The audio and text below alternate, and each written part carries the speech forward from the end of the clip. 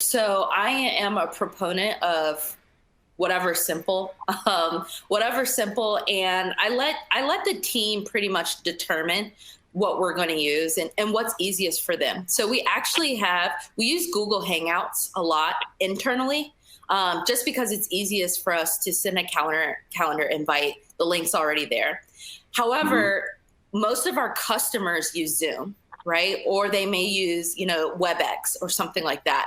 So we did bring those tools on board to better implement and make the experience better for them. So I'm all about flexibility and adaptability. So I would say you internally use the tools that are easiest for you and your internal team.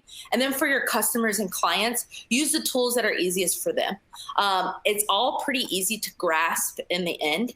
If, like I said, I'm running a small organization compared to a Cognizant or a Microsoft or Google, right? So at the larger organizations, I'm sure you have internal tools that are working well for you.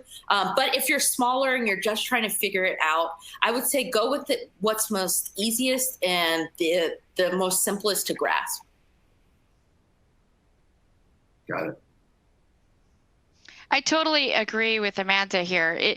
Even in a large organization, you really need to take a few minutes and understand what are the users going to use, what is going to be the biggest application or product that's going to provide the best adoption, as well as keeping in mind governance, security, and compliance.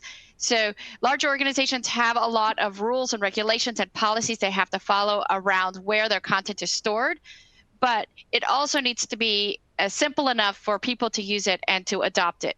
And one of the biggest challenges that we see when organizations, especially larger ones, are rolling out the applications and tools such as Slack or Teams or Facebook at Workplace or Google Hangouts or whatever it might be, is they struggle with the balance between usability and security.